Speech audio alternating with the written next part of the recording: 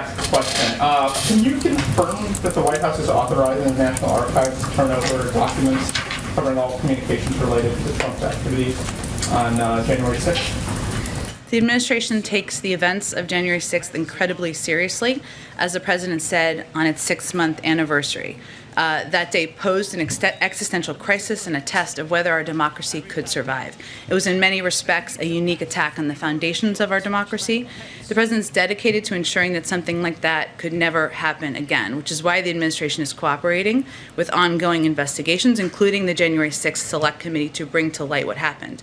As a part of this process, the president has determined that an assertion of executive privilege is not warranted for the first set of documents from the Trump White House that have been provided to us by the National Archives. As we've said previously, this will be an ongoing process, and this is just the first set of documents. And we will evaluate questions of privilege on a case-by-case basis, but the president has also been clear that he believes it to be of the utmost importance for both Congress and the American people to have a complete understanding of the events of that day to prevent them from happening again. That Trump even attempted this at all was laughable, but now it's also moot, because the Biden administration has formally blocked an attempt by Trump to withhold documents from Congress related to the January 6th insurrection.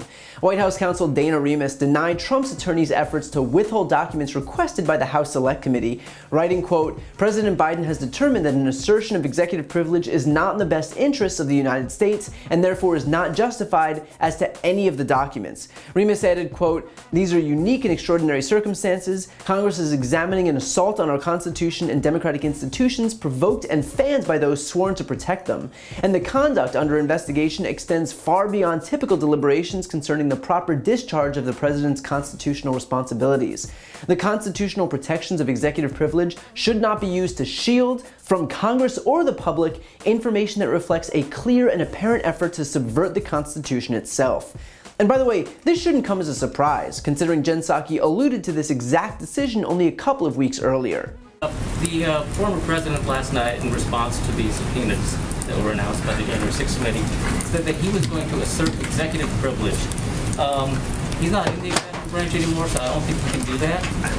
Has he reached out, or has his people reached out to the Biden administration to say, hey, we don't want communications between former President Trump and Mark Meadows, for example, to be released? And how would this White House deal with that kind of request?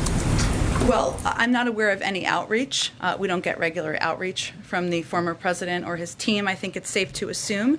I would say that we take this matter incredibly seriously. The president has already concluded that it would not be appropriate to assert executive privilege. And so we will respond promptly to these questions as they arise, and certainly as they come up from Congress. And certainly we have been working closely with congressional committees and others as they work to get to the bottom of what happened on January 6th, an incredibly dark day in our democracy.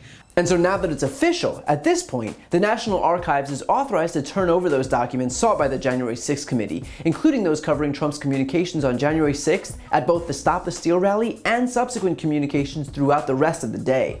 According to NBC News, that request sought everything from Twitter messages, phone and visitor logs, and any videos or photos of events he participated in.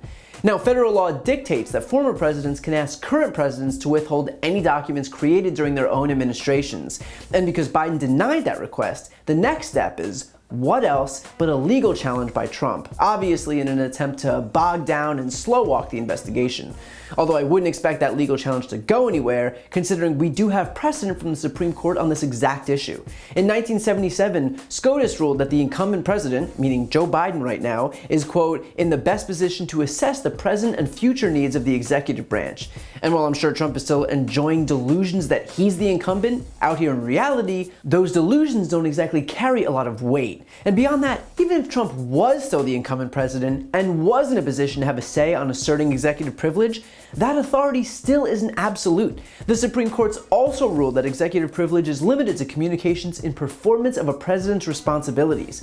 And because the issue here is Trump's involvement in inciting an insurrection at the US Capitol, the very obvious argument could be made that such actions are outside the realm of a president's responsibilities. In fact, they're outside the realm of legality altogether, considering inciting an insurrection is deemed illegal in the US Constitution itself.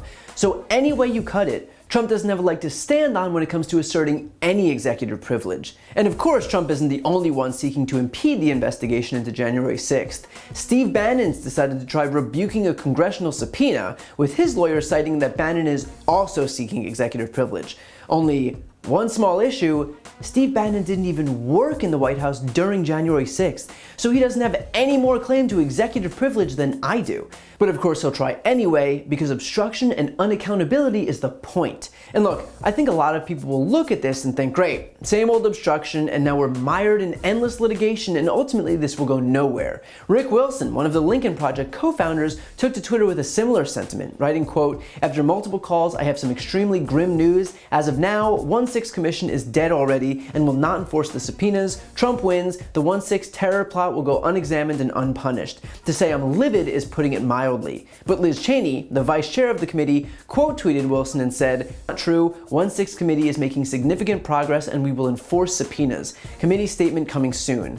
So for what it's worth, and I hope it's worth something, the committee is at least giving the impression that it plans not to just roll over in the face of very much expected stonewalling from Trump officials and Trump himself. But the simple fact is this: if these subpoenas aren't enforced, or if Trump is allowed to stonewall this investigation by miring it in the legal system, then it will only signal to the people involved in January 6th that they can not only do it again, but do so with impunity. If we're not going to impose consequences for one of the darkest days in American history, when a mob of insurrectionists took over the US Capitol to assassinate elected officials, including the Republican vice president, for not unilaterally anointing the guy who lost the election the winner, then what are we even doing? This should be the absolute bare minimum in terms of what we should be capable of investigating. So this committee needs to fight as hard as its targets are already fighting back. To see more videos like this, click the subscribe button right here on this screen. And if you want to support my work, subscribe to my podcast, No Lie with Brian Tyler Cohen. I cover the most important stories each week, and my guest is always one of the top political figures, including Vice President Kamala Harris, Jen Psaki, Elizabeth Warren, Pete Buttigieg, Nancy Pelosi, Katie Porter, Cory Booker, and so many more. The podcast link is also right here on this screen, so give it a listen and subscribe on Apple Podcasts, Spotify, or wherever you listen to podcasts.